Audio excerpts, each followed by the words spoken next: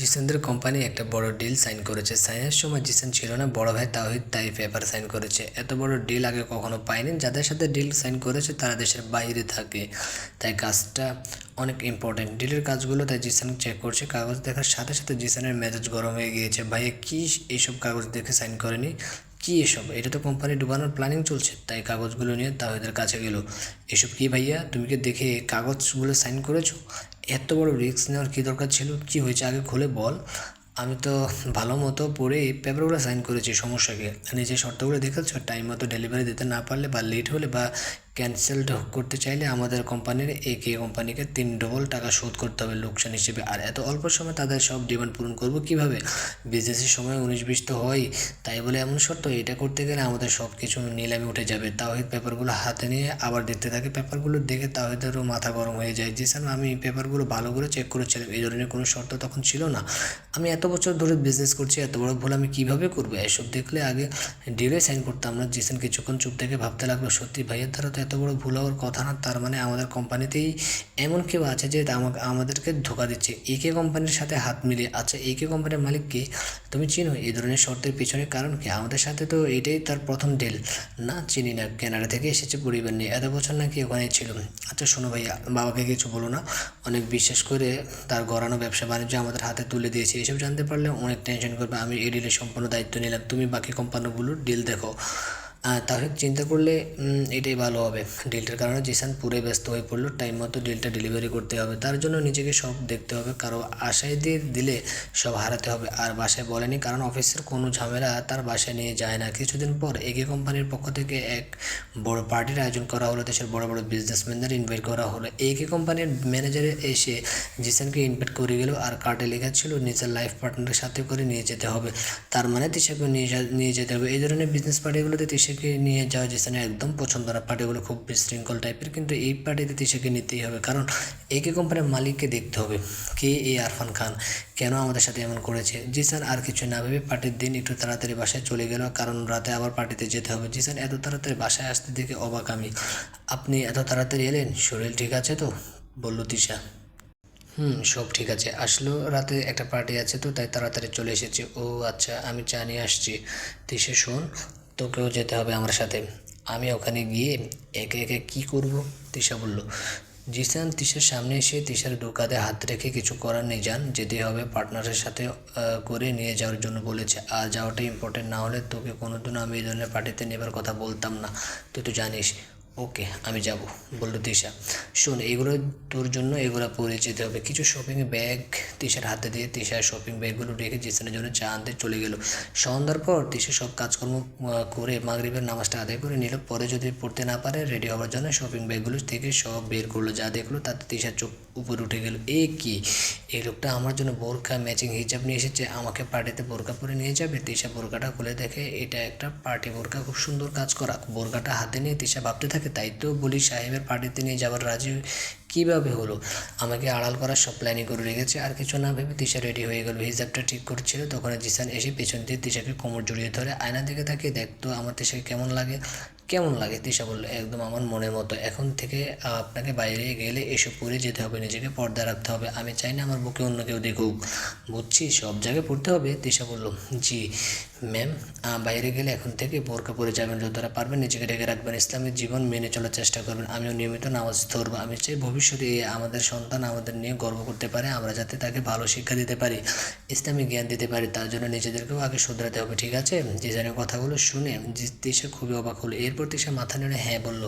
জিসান তিশা পার্টিতে চলে গেল। একে কোম্পানির মালিক পার্টিটা আয়োজন করেছে, দেশের বড় বড় বিজনেসম্যানরা ও পার্টিতে অংশগ্রহণ করেছে। জিসান দেখে একে কোম্পানির ম্যানেজার নিজে এসে রিসিভ করতে আসলো। পার্টিতে এসে তিশার খুব অস্বস্তি লাগছে, কারণ এই ধরনের পার্টিগুলোতে তিশা আগে আসেনি। আর আশেপাশের মেয়েগুলো বেশিরভাগই ওয়েস্টার্ন ড্রেস পরে হাতে ড্রিঙ্ক নিয়ে মেতে আছে। আর জিসানও অন্য বিজনেসম্যানদের সাথে কথা বলতে একটু ব্যস্ত হয়ে পড়েছে। তিশা একা একা দাঁড়িয়ে ভাবছে, আর এখানে আমার কী কাজ? শুধু শুধু এনেছে।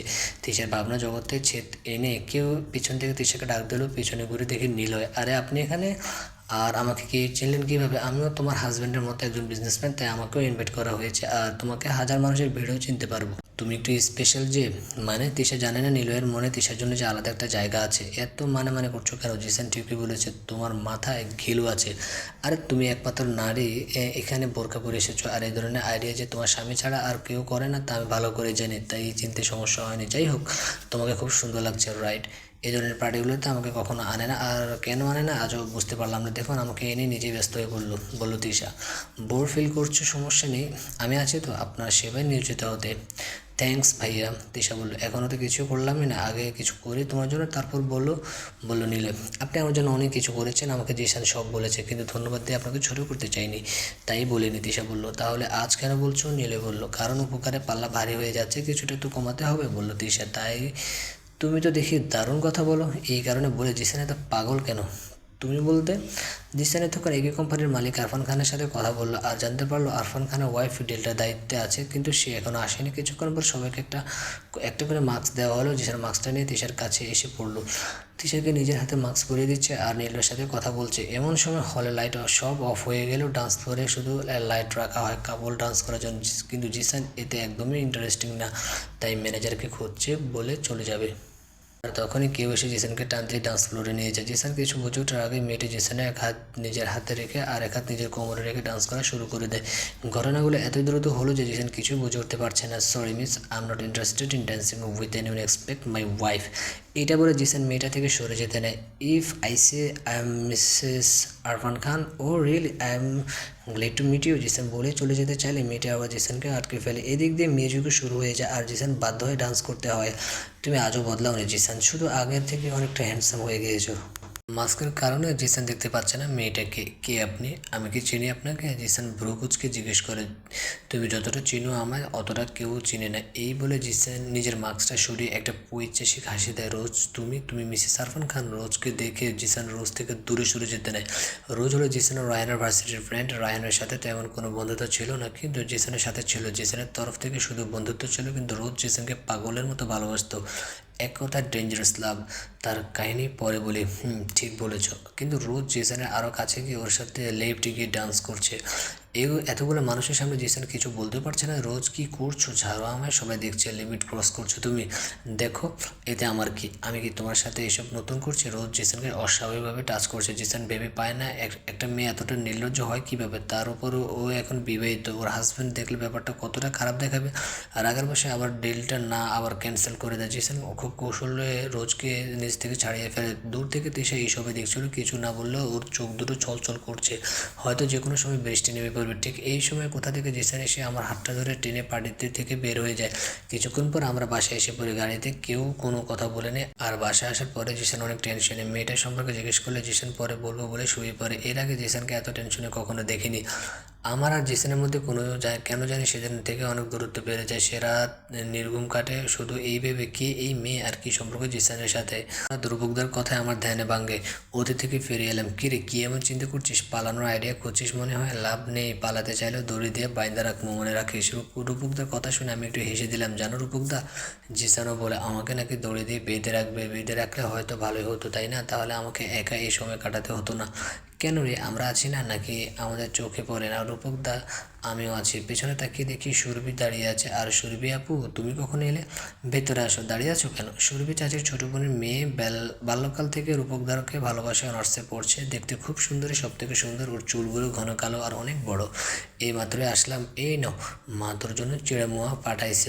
সুরভি বলে, কই দাও তো, আমি নিয়েই খাওয়া শুরু করেছিলাম। আরে আস্তে খা, আর বেশি খাইস না, পরে পেট ব্যথা করবে। রূপকদা বলল, হক কইছে তোমার তিশা, খাতো কিছু হইবন। আর শোন, তোমার জন্য পিঠা আনছি, নিজের হাতে বানাইছে, খায়া কও তো কেমন হয়েছে। রূপকদা উঠে দাঁড়িয়ে, তোর ওই পচা পিঠা তুই খা। আর তোকে কে বলেছে আমার জন্য পিঠা বানাতে? তোকে না বলেছি আমার এসব ভনিতে একদমই পছন্দ না, সর আমার সামনে থেকে, বলে নিজে চলে গেল। সুরভির মুখটা মলিন হয়ে যায়। ভাইয়াকে খুব ভালোবাসো তাই না? আমি বাসলে কি হবে? তোর ভাই তো দু চোখে দেখতেই পারে না। আমাকে দেখোস না কেমন ব্যবহার করে, আমার অপমান করে, অনেক মজা পায় সে, বুঝলি? কিন্তু আমার মনে বোঝাতে পারি না, তারে না দেখলে থাকতেও যে পারি না। ভালোবাসা মনে হয় এমনই। দেখো ভাইয়াও একদিন তোমাকে অনেক ভালোবাসবে। শুধু একটা আইডিয়া পাইছি, দেখো কিছু কাজে আসে কিনা।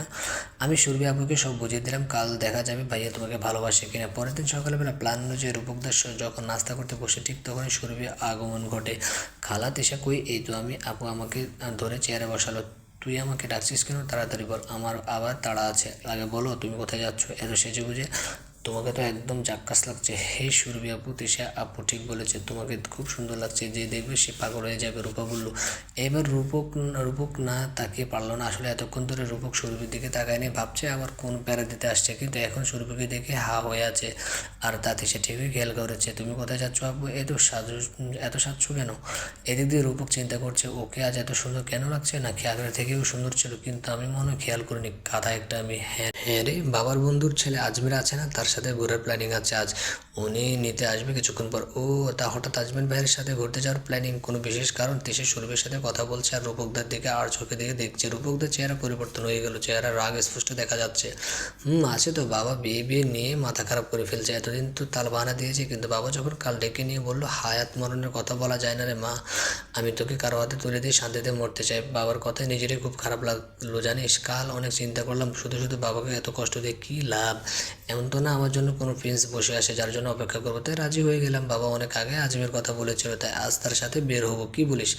যাকে বিয়ে করবো তাকে জানাও তো দরকার। এই দিক দিয়ে রূপক চিন্তা করছে, এত বছর এই ফুল আমার ছিল, আমি এখনও তার সুবাস নিলাম না, আর আমার বাগানের ফুলকে নাকি অন্য কেউ নিয়ে যাবে। মগের মূল্য পাইছে, দেখুন কেমনে নেয়। ঠিক বলেছো, অল দ্য বেস্ট আপু, তিশা সুরভিকে বললো। এইসব শুনে রূপকদা ওখান থেকে কোথায় যেন চলে গেল। আমি তার যাওয়ার দিকে তাকিয়ে হাসতে থাকলাম, মনে মনে ভাবলাম এবার পালাবে কোথায়। সুরভি আপু কিছুক্ষণ পর চলে গেল, কিন্তু সেদিনের প্ল্যানটা খুব কাজে দিয়েছিল। ওই দিনই রূপকদা চাচিকে পাঠায় সুরভি আপুদের বাসায় বিয়ের প্রস্তাব দিয়ে, আর সুরভি আর রূপকদা এঙ্গেজটাও হয়ে গেল। আর এইভাবে তাদের সাথে আমার দিনগুলো চলে গেল। আজ প্রায় 5 মাসের উপরে আমি এখানে।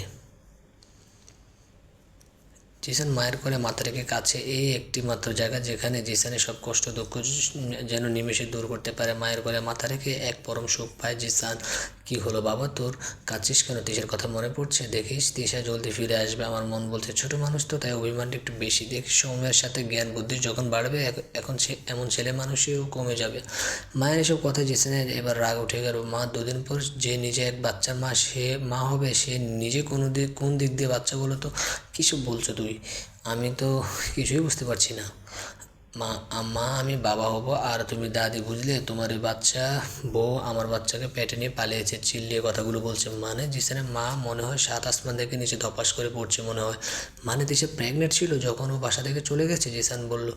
ও আচ্ছা, তাই তো বলি। ওকে কিছুদিন ধরে কেমন অসুস্থ অসুস্থ লাগছিল, আমার তখনই সন্দেহ হয়েছিল, তাই আমি ডক্টরের কাছে নিয়ে যেতে চাইছিলাম, কিন্তু মেয়েটি জিদ ধরলো যাবে না, এমনি ঠিক হয়ে যাবে নাকি। আমাকে বলনি কেন? জিসান বলল। আমি ভাবলাম তোকে হয়তো বলেছে, আমি কি জানি ও এভাবে আমার নায়নাতে নিয়ে পালাবে, কিন্তু তোকে কে বলেছে সেটা জেনে কি করবে? শোনো, কাল তোমার বাচ্চা বউকে নিয়ে আনতে যাচ্ছি, একবার শুধু পায়ে সব ভীমরেতে যদি না ছুটাইছে তাহলে আমার নামও জিসান। আদর করে করে মাথায় উঠে ফেলেছি, তো এখন বোঝাবো আমি যদি মাথা তুলতে পারি আবার জোরে আছাড়ও মারতে পারি। এই কথা বলে জিসান ও মার রুম থেকে বের হয়ে নিজের রুমে চলে গেল। রুমে গিয়ে বিছানায় হাত পা মিলে শুয়ে পড়ল। আজ খুব ক্লান্ত লাগছে, হয়তো এতদিনের অপেক্ষা শেষ হবে বলে। কত রাত জিসান ঘুমায়নি তা হয়তো জিসানও জানে না। চোখ বন্ধ করলে তিশার মুখটা যেন ভেসে উঠত, তাই সে আজ রিল্যাক্স হতে চায়। জিসান মনে মনে ভাবছে রোজ নামের সে অভিশাপের জীবন পুনরায় যদি না আসতো তাহলে আজ জীবনটা কত না সুন্দর হতো। তিশা আর আমাদের বিয়ের সাথে ওর অস্তিত্ব আমিও ফিল করতে পারলাম না। আমার কিছু ভুলের কারণে আজ আমি আমার সব থেকে দামি মানুষগুলো থেকে দূরে। আমাকে তিশা সব খুলে বলা উচিত ছিল, কেন বললাম না সেদিন? আর তিশা কেন তুই একটু ধৈর্য ধরলি না? তোর মনে কি কোনো সংশয় থাকলে, সন্দেহ হলে কেন একবার আমাকে জিজ্ঞেস করলি না? আমি তো সব সংশয় দূর করে দিতাম, তবুও তোকে যেতে দিতাম না। তোর জিসান এমন কিছু করবে তুই ভাবলি কি করে? আমার প্রতি কি একটু বিশ্বাস রাখতে পারলি না? কেন আমাকে আমার সন্তান থেকে দূরে রাখলি? স্বামী স্ত্রীর সম্পর্কটা এমনই, এখানে লোকচুরি যত বেশি থাকবে সন্দেহ ততই বাড়বে। জিসান একজন প্রাপ্তবয়স্ক ছেলে, জীবনে অনেক কিছুর সাথে ওর অভিজ্ঞতা আছে, কিন্তু অপরদিকে তিশা ওর পুরো জীবনটা কেটেছে নজরদারিতে। কখনো রায়হান বা কখনো বাবা মা, কখনো জিসান ওর জীবনে সব সিদ্ধান্ত নিয়েছে, তাই নিজের বুদ্ধি খাটিয়ে কিছু ভাবার প্রয়োজন মনে করেনি। আর যখন পড়ছে একটা ভুল সিদ্ধান্ত নিয়ে নিয়েছে অতীত। যেদিন পার্টি থেকে ফিরে এসে খুব টেনশনে পড়ে গেলাম, রোজ আবার এ কেন এলো, এবারও কোনো প্ল্যান করে এসেছে মনে হয়। আমি এসব ভাবতে ভাবতে তিশার দিকে তাকালাম। ওর চোখ বুঝে দেখা যাচ্ছে মেয়েটি কষ্ট পাইছে রোজের সাথে এতটা ক্লোজ হয়ে ডান্স করাতে। অনেক প্রশ্ন মনের মধ্যে জমে আছে, কিন্তু সরি জান, আমি এমন কিছু বলতে পারবো না। তা আগে রোজের প্ল্যান কি জানতে হবে। এসব ভাবতে ভাবতে ঘুমিয়ে গেলাম, কিন্তু রাত 3টায় হঠাৎ কেউ কল দিল। আমি টাইমটা দেখে ফোনটা রিসিভ করলাম। হ্যালো, জিসান বলল। নিশ্চুপ, কোনো কথা বলছে না। কথা না বলতে চাইলে ফোনটা কেন করেন এত রাতে? যত সব আজেরা লোক বলে ফোনটা কাটতে নিলাম, আর তখন কেউ হ্যালো বলল। আমি খুব ভালো করে চিনতে পারলাম ফোনের অপর পাশের এই হ্যালোর মালিক কে। আমি একবার তিশার দিকে তাকালাম, ও গভীর ঘুমে আচ্ছন্ন, তাই আমি বারান্দায় চলে গেলাম। হ্যাঁ বলো, কেন কল করেছো এত রাতে? কেন আবার তোমাকে আমার চাই? তুমি তো খুব ভালো করে জানো আমার কোন জিনিস পছন্দ হলে এত সহজে ছাড়ি না, তাই যেভাবে হোক হাসিল করে নিই। আমি কোনো জিনিস না, রোজ আমি মানুষ, এটা তোমার ভাবা উচিত। এত কিছু করার পরও শান্তি হওনি, আবার আসছো আমার জীবনে ঝড় আনতে। কেন এলে? কী করবো জান, আমার রাজ্যের রাজা এখানে আর আমি ওখানে থেকে কি করবো, তাই রানী নিজেই রাজাকে আপন করে নিতে আসছে। রোজ আমি রাজা কিনা জানি না, কিন্তু এতটুকু বলবো আমার কোনো রানীর প্রয়োজন নেই, কারণ আমার কাছে এক মায়াবী ঘুমন্ত পরি আছে, যার দিকে তাকিয়ে আমি সারা জীবন কাটিয়ে দিতে পারবো। জিসান বারান্দা থেকে দেশের দিকে তাকিয়ে কথাগুলো বলছে। তাই বলছি, নিজেও ভালো থাকো আর আমাকে ভালো থাকতে দাও। ফোনটা কেটে দিয়ে আমার ঘুমন্ত পরিটার দিকে তাকিয়ে আছি। তাকে দেখলে আমার অশান্ত মনটা কেমন শান্ত হয়ে যায়। কি যে জাদু মা জানিস তুই, আল্লাহ জানে। জিসান একটু মুচকে হাসি দিয়ে তিশাকে টান দিয়ে নিজের বুকের সাথে জড়িয়ে ঘুমিয়ে পড়লো। সে রাত তিশা জিসানের বুকের উপর ঘুমিয়েছিল, কিন্তু তিশা গভীর ঘুমিয়েছিল বলে কিছুই জানতে পারেনি। সকালে জিসান তিশা ঘুম থেকে ওঠার আগে চলে যেতে হয়েছে, কাজের চাপ বেশি ছিল বলে তিশাকে খুব ক্লান্ত লাগছিল কাল, তাই জিসানও আর ডাক দেয়নি। তিশা কপালে একটু ভালোবাসার পরিচয় দিয়ে চলে গেল। রোজের কারণে জিসান এমনই টেনশন, তার উপর এই ডিলের দায়িত্ব রোজের, তাই জিসান চায় না রোজ ডিল ক্যান্সেল করার বাহানা পাক। কিন্তু রোজ তো ছিল বেহায়া টাইপের মেয়ে, প্রতিদিন জিসানের সাথে দেখা করতে আসতো কাজের বাহানা দিয়ে। জিসান বেচারা কিছু বলতে পারতো না, সহ্য করতে পারতো না। রোজ একদিন জিসানকে জোর করে এক হোটেলে নিয়ে গেলে ডিনার করবে বলে। রোজ, আমাকে এখানে কেন এনেছো? আর অনেক রেস্টুরেন্ট আছে, আমার ওখানে যেতে পারি না, আমি এখানে ডিনার করবো। সারাদিন কাজ করে ক্লান্ত, তাই চুপচাপ ডিনার করো আর তারপর বাসায় চলে যেও, আমি কিছু বলবো না। কিন্তু জিসানের কিছুটা সন্দেহ হলো, কারণ রোজকে ও খুব ভালো করে চেনে, কারণ ছাড়া কিছুই করে না। তাই রোজের নজর এড়িয়ে জিসান রায়হানকে কল দিয়ে আসতে বললো। রায়হান এসে জিসানকে পেলো না, অনেকবার কলও দিল, কিন্তু জিসানের ফোন বন্ধ। রায়হান বুঝতে পারছে রোজ কিছু একটা করেছে, তাই রায়হান নিলয়কে কল দিল। কিছুক্ষণের মধ্যে নিলয় চলে আসলো। নিলয়ের অনেক ক্ষমতা আছে, ও একজন নামি দামি বিজনেসম্যান, তাই ম্যানেজারের সাথে কথা বলে হোটেলের সব সিসিটিভি ফুটেজ চেক করা শুরু করলো আর পেয়ে গেলো। জিসানকে রোজ হোটেলের একটা রুমে নিয়ে যাচ্ছে। জিসানকে দেখে বোঝা যাচ্ছে জিসানের মধ্যে নেই। রোজ ডিনারের সময় জিসানের জুসে কিছু নেশা জাতীয় মিক্সড করে দেওয়ার জন্য আগের ওয়েটার বোর্ডকে বলে রেখেছিল। ওয়েটার টাকার লোভে তাই করলো। জিসান জুসটা কিছুটা খেয়েছে, খাওয়া কিছুক্ষণ পরে মাথা ঘোরাতে লাগলো। চিন্তা চেতনা লোভ পাচ্ছে জিসানের। ভাগ্যে জুসটা পুরোটা খায়নি, তাই এখনও কিছুটা স্বাভাবিক রাখার জন্য চেষ্টা করছে নিজেকে। রোজ জিসানের হাত ধরে হোটেল রুমে নিয়ে গেল। এই রুমটা রোজ মিস্টার মিসেস জিসান আহমেদ নামে বুক করে আগে রেখেছিল। জিসানকে রুমে নিয়ে রোজ এলোপাতাড়ি কিস করতে থাকে, কিন্তু জিসানের যেহেতু কিছুটা সেন্স এখনও আছে, তাই ও বুঝতে পারছে ওর সাথে কিছু একটা হচ্ছে। তাই জিসান রোজকে জোরে ধাক্কা মেরে ফেলে দেয় আর নিজেও বেরিয়ে পড়ে যায়। কিন্তু জিসান বুঝতে পারছে নিজের উপর কন্ট্রোল আস্তে আস্তে হারিয়ে ফেলছে, নিজেকে স্বাভাবিক রাখার চেষ্টা করছে কিন্তু পারছে না। জিসান বেড থেকে উঠে যেতে চাইলে রোজ এসে বাধা দেয়, জিসানকে আবার ধাক্কা মেরে বিছানে ফেলে দেয়। নিজেও জিসানের উপর উঠে জিসানের শার্ট খুলতে থাকে। তুমি কি ভেবেছো জিসান তোমাকে ছেড়ে দেবো? আজ আমি তোমাকে আপন করে নেব। আজ তো তুমি নিজেকে আটকাতে পারবে না আমাকে আদর করতে। এসব বলছে আর একটা পৈশাচিক হাসি দিচ্ছে। রোজ শার্টটা করে জিসানের বুকে কয়েকটা কিস করলো। জিসান বাধা দিতে গিয়েও বাধা দিতে পারছে না। এই দিক দিয়ে রোজ জিসানের আরও ক্লোজ যেতে নিলে কেউ দরজা খুলে ভেতরে আসে। রোজ তাকিয়ে দেখে দরজা রায়হান ও নীলা দাঁড়িয়ে আছে, অগ্নিময় চোখে রোজের দিকে তাকিয়ে আছে। রায়হান রোজকে ধাক্কা দিয়ে জিসান থেকে সরিয়ে ফেললো। রোজ ফ্লোরে গিয়ে পড়লো, তখন নীলয় রোজকে টেনে দাঁড় করে কষে একটা চর মারে।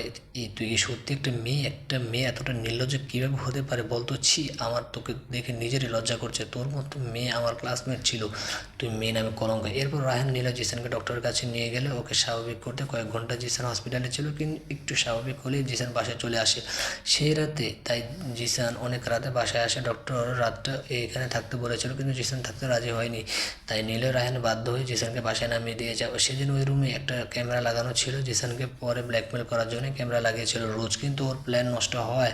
ও নতুন প্ল্যান করলো, তাই ভিডিওটা কিছুটা এডিট করে তিশাকে পাঠিয়ে দিল। এই ছিল জিসান ও তিশার বিচ্ছেদ হওয়ার মূল কারণ। কিন্তু এই ভিডিওটা দেখার পরও তিশা জিসানকে সেদিনে ছেড়ে যায়নি। হয়তো জিসানের প্রতি ওর ভালোবাসার গভীরতাও বেশি ছিল, তাই তো ওর বিশ্বাস করতে কষ্ট হচ্ছিল। জিসানকে বারবার জিজ্ঞেস করতে চাইছিল কি সত্য কি মিথ্যা, কিন্তু পারেনি।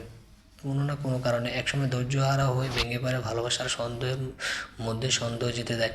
বর্তমান এসব ভাবতে ভাবতে জিসানের চোখ লেগে গেল। এই যেন কত বছরের শান্তিকম। জিসান আজও যেতে চাইছিল তিশাকে আনতে, কিন্তু রায়হান নিষেধ করলো, কারণ রূপকের গ্রামের ঠিকানা রায়হানও জানে না। ও আজ ঠিকানা বের করে কাল সকালে যাওয়াই ভালো মনে করলো। আজ যেতে যেতে অনেক রাত হয়ে যাবে, জিসান অনেক কষ্টে আটকাতে পারছে। এদিক দিয়ে তিশার মনটা সকাল থেকে বিচলিত হয়েছে। নীলুর সাথে তেমন কথা বলতে পারেনি, ক্লাসে ছিল বলে। এরপর থেকে ওর কিছুই ভালো লাগছে না, কেন জানি মনটা জিসানের জন্য ছটফট একটু বেশি করছে। এমন তো না জিসানকে তোদের মনে পড়েনি, মানুষটিকে ভুলতে পারেনি, তাহলে না মনে করার কি আছে। কিন্তু আজ তাকে দেখতে খুব মন চাচ্ছে। কাল যদি আমি না বাঁচি তাহলে হয়তো মানুষটিকে না দেখে চলে যেতে হবে।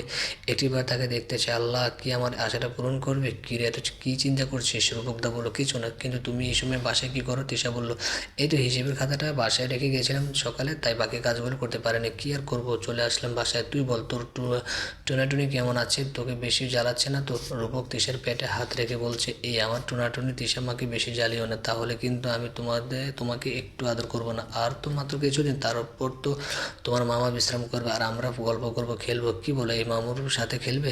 রূপকদা, আমার কিছু হয়ে গেলে আমার সন্তান ওর বাবার কাছে দিয়ে দিও। আমি হয়তো জিসানকে শেষ দেখতে পারবো না, জানি না কাল ভাগ্যে কী আছে, কিন্তু আমার সন্তানটাকে বাঁচিও। কোনো সমস্যা হলে ডক্টর হয়তো আমাকে বাঁচার চেষ্টা করবে, কিন্তু তুমি আমার সন্তানকে বাঁচাবার জন্য বলবে।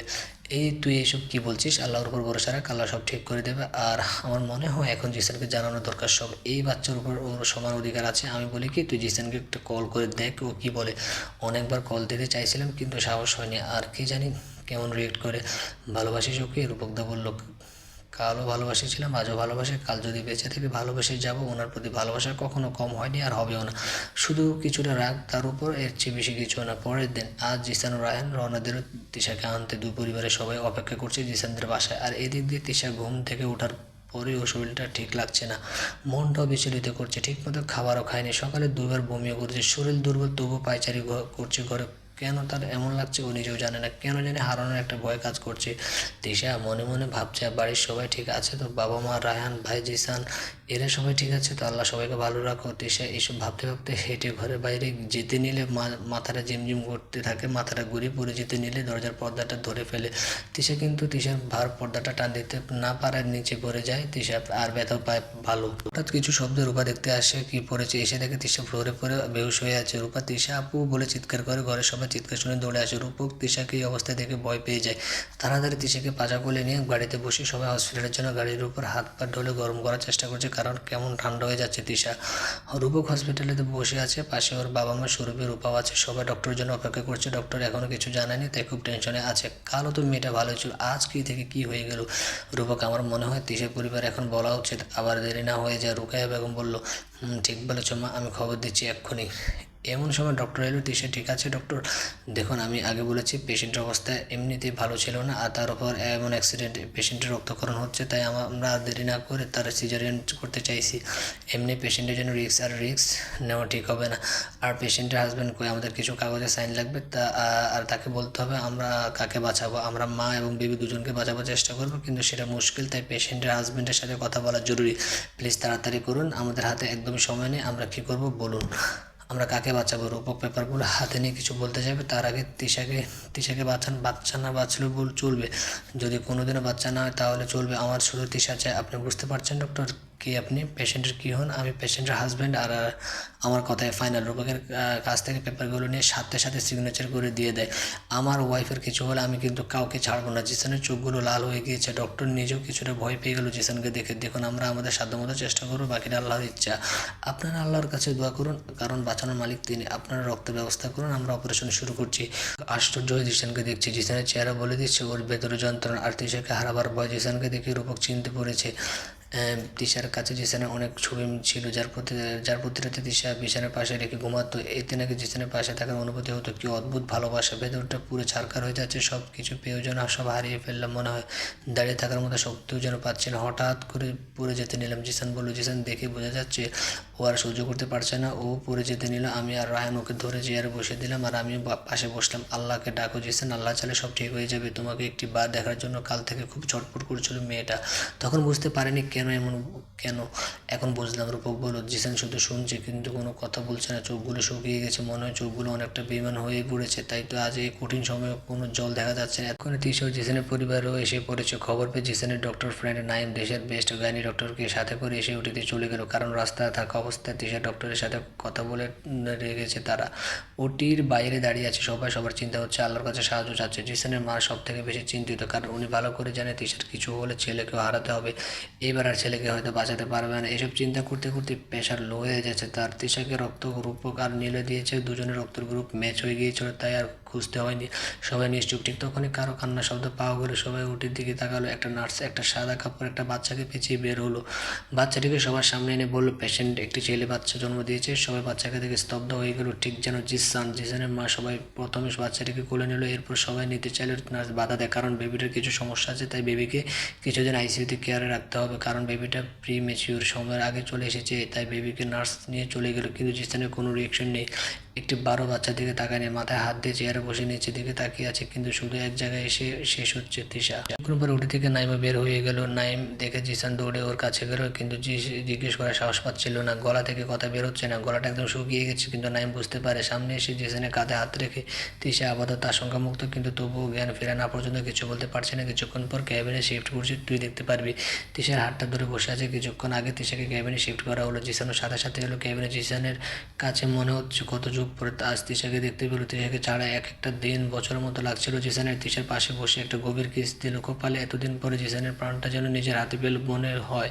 কিস করতে গিয়ে দু ফুটে চোখের জল তিশার গালে পড়লো। তিশা বেহুশ, এখনো জ্ঞান ফেরে না, তাই তো হয়তো জিসানের এই কষ্টটা দেখতে পায়নি। আর তখন থেকে তিশার হাতটা ধরেও এমনভাবে বসে আছে যেন মনে হয় ছেড়ে দিলে আবার তিশাকে হারিয়ে ফেলবে। হাতে নিজের কপাল রেখে এবার উঠ যান, আর কষ্ট দিস না আমায়। আমি যে আর সইতে পারছি না, আমার ভেতরটা পুড়ে যাচ্ছে। প্লিজ তিশা উঠ, তুই ছাড়া যে আমি শূন্য। প্লিজ তিশানকে ছাড়া আর কাউকে ভেতরে প্রবেশ করার অনুমতি নেই। তাই সবাই বাইরে থেকে আয়না দিয়ে তিশাকে দেখছে। রূপক হসপিটালের বারান্দায় দাঁড়িয়ে আছে, নিজেকে দোষী লাগছে তার, কারণ সে তিশার খেয়াল রাখতে পারেনি ভালো মতো। যদি রাখতো তাহলে তিশার আজ এই অবস্থা হতো না। এমন সময় রায়ান পাশে দাঁড়ালো। তিশা তোদের কাছে ছিল, এ কথা আমাদের কি একবার বলা উচিত ছিল না? না প্রয়োজন মনে করেনি। রূপক বলল, মানে এটা কেমন কথা বলছিস? তিশা আমার বোন, আমাদের জানার অধিকার আছে। অধিকার ঠিক বলেছিস, তোরা ওর উপর শুধু অধিকারটাই খাটাস, ওর নিজের ভালো মন্দ কখনো জানতে চাসনি, তাই তো ওর এমন কষ্টের সময় তোদেরকে স্মরণ না করে আমাকে করেছে। ভাবতে পারোস আমি কে ওর? আর এত বছর ধরে ওর সাথে দেখা পর্যন্ত করিনি, কিন্তু সেদিন ওর সবচেয়ে চরম বিপদে আমাকে মনে করেছে, তার সাথে আমাকে কসম দিয়েছে কাউকে বলতে না। তুই বল যে মেয়ে ওর সব আপনজন ত্যাগ করে আমাকে বিশ্বাস করেছে, তার বিশ্বাস কেমনে ব্যঙ্গ করি? আর তুই তো ওর ভাই, এত সামনে থেকে ওর কষ্টগুলো দেখলে কেন বুঝিসনি? নাকি বন্ধুর হাতে বোনকে তুলে দিয়ে নিজের সব কর্তব্য শেষ করে দিয়েছিস বলে মনে করিস? কিছু না তিস আমার করে যে আমি ওকে কষ্ট দিতেই পারবো না। ছোটোকাল থেকে আগলে রেখেছি সব কিছু থেকে। সামান্য ভুল বোঝাবুঝিতে এমন কাজ করবে ভাবতেও পারেনি। একটা দিন শুধু অপেক্ষা করতো, সব সত্য জেনে যেত, কিন্তু বোকার মধ্যে এমন কাজ করবে আমরা এখনও বিশ্বাস হচ্ছে না। ও বোকা না রায়হান, ইমোশনাল টাইপ মেন। তোদের বোঝা উচিত ছিল জিসান খুব বেশি ভালোবাসে ওকে। ছেড়ে এসে তিশা খুব সুখী ছিল না। প্রতি রাতে ওর কান্না শব্দ পেয়েছি আমরা। হাসতে ভুলে গিয়েছিল মেয়েটা, জানোস কত কষ্ট ওকে স্বাভাবিক করেছে। আমি ওকে চিনি কিন্তু জিসান ওকে ধোকা দেয়নি। এরপর সব কিছু রায়হান খুলে বলে রূপক সব শুনে আমিও বুঝতে পেরেছিলাম কোথাও কোনো একটা গন্ডগোল ছিল। তিশা বোঝার সমস্যা আছে, কিন্তু ওকে বললে আরও বেশি টেনশন করতে, কান্নাকাটি করে, তাই সব আল্লাহর হাতে ছেড়ে দিয়েছি। দুজনেরই নীরব। আসলে বলার কিছুই নেই এখন আর। প্রায় 48 ঘন্টার পর আমার জ্ঞান ফিরেছে। আর চোখ খুলে দেখি কেউ আমার হাতটা শক্ত করে ধরে হাতের উপর মাথা রেখে শুয়ে আছে। আমার বুঝতে সময় লাগলো না, এটা আর কেউ না, আমার জিসান। আমি আস্তে করে আমার হাতটা সরাতে চাইলাম, কিন্তু আমার হাত নাড়ার সাথে সাথে জিসান ঘুম ঘুম চোখে আমার দিকে তাকালো। দেখে বোঝা যাচ্ছে সাহেব আমার অনেক রাত ঘুমায়নি, তাই হয়তো ক্লান্ত হয়ে এখানে শুয়ে পড়েছে। চোখগুলো লাল হয়ে আছে, চুলগুলো উস্কো খুস্কো হয়ে আছে, মুখটা শুকিয়ে গেছে। আমি চোখগুলো খুলে দেখে দিচ্ছি আমার দিকে তাকিয়ে আছে। ওর জ্ঞান ফিরিয়েছে আজ আমি, প্রাণ ফিরে পেয়েছি। ওর গালটা দু হাত দিয়ে ধরে ওর কপালে, গালে আর ঠোঁটে একটা করে ভালোবাসার পরশ দিয়ে দিলাম। ওর কপালের সাথে নিজের কপাল লাগিয়ে কতক্ষণ ছিলাম জানি না। আর চোখ দুটো যেন আজ আমার কোনো কথাই শুনছে না। জিসান বলল, এতদিন পর তার স্পর্শ পেয়ে কী যে শান্তি লাগছে তা হয়তো বলে বোঝাতে পারবো না। তার চোখ দিয়ে যে অস্ত্রগুলো আমার গালে পড়ছে তাও বলে দিয়েছে তার ভালোবাসার কথা। এটাই আমার জিসান। হ্যাঁ, এই মানুষটি কি শুধু আমাকে ভালোবাসে আর কাউকে না? কোন পরে উনি আমাকে ছেড়ে বাইরে চলে গেলেন, আর আমি তার যাওয়ার পথে তাকিয়ে রইলাম। এরপর সবাই এক এক করে আমার সাথে দেখা করলো। এরপর রায়হান ভাই আমার পাশে বসে আমাকে হালকা করে জড়িয়ে ধরে বাচ্চাদের মতো কাঁদতে লাগলো। আমি মনে হয় প্রথম আমার এই ভাইকে কাঁদতে দেখলাম। খুব খারাপ লাগলো। রায়হান ভাই এক এক করে সব কিছু খুলে বললেন। জিসান কেন আমার থেকে দূরে দূরে ছিল, কতটা টেনশনে ছিল সে কয়দিন, সব আমি বুঝতে পারলাম। রায়হান ভাইকে জড়িয়ে কাঁদতে লাগলাম। জিসান এই কয়েক মাস কি কষ্টে ছিল আমাকে খোঁজার জন্য, কি করলো সব বললো। আমি কি করলাম ভাই? আমার একবার ওনার জিজ্ঞেস করা উচিত ছিল, তাকে কিছুই বলার সুযোগও দিলাম না বিনা কোনো দোষে। কত বড় শাস্তি দিলাম আমি ভাইয়া। জিসান হয়তো আমাকে মাফ করবে না, ও তোকে অনেক ভালোবাসে, তাই বেশি দিন রাগ করে থাকতে পারবে না। দেখিস তুই একটু ধৈর্য ধরিস, নিরাশ হইস না। আমি ওকে পাঠিয়ে দিচ্ছি, কথা বলার সাথে। আমি মাথা নেড়ে সায় দিলাম। রায়হান বাইরে গিয়ে জিসানকে পাঠালো। জিসান এসে তিশার সামনে দাঁড়িয়ে রইলো, কিন্তু তিশার দিকে একটাবারও তাকালো না। আমার কাছে এসে একটু বসবেন প্লিজ, তিশা বলল। জিসান তিশার পাশে এসে বেডের ওপর বসলো। তিশার শোয়া হয়ে বসেছিল, তাই জিসানকে নিজের দিকে ঘুরিয়ে তিশা শক্ত করে জিসানকে জড়িয়ে ধরলো, কিন্তু জিসান ধরেনি তিশাকে। প্লিজ ফরগিভ মি প্লিজ, আমি না বুঝে আপনাকে অনেক কষ্ট দিয়ে ফেলেছি, প্লিজ ক্ষমা করে দিন প্লিজ জিসান। তিশা কান্না করতে করতে জিসানের সাদা শার্টটা ভিজিয়ে ফেলছে। প্রচুর কান্না করাতে পেটে সেরা ব্যথা করছে, কিন্তু তিশা থামছে না। তিশার কষ্ট আরও বেড়ে গেল, কারণ জিসান ওকে ধরেনি। কিছুক্ষণ পর নাইম আর বড় ডক্টরসরা ক্যাবিনে ঢুকে ওদের এভাবে দেখে ডক্টরসরা চলে যেতে চাইলে জিসান বাধা দেয়, দাঁড়া নেয়। জিসান তিশার হাতটা ধরে তিশাকে থেকে নিজেকে জোর করে ছাড়িয়ে দেয়, কারণ তিশা জিসানকে ছাড়ছিল না। এরপর ডক্টরসরা তিশাকে দেখে চলে যায় বেবিকে দেখতে। জিসান ও নাইমের সাথে চলে যায় বেবিকে দেখতে। হসপিটালে 8 দিন থাকতে হয়। এই 8 দিনে জিসান তিশার সাথে একটা কথাও বলেনি। এরপর তারা ঢাকায় রওনা দেয়। জিসানের এমন আচরণের কারণে তিশার মা তিশাকে আর বেবিকে নিয়ে যেতে চাইলো, কিন্তু জিসান দেয়নি। এবার কোনো কথা বলার সাহস পায়নি।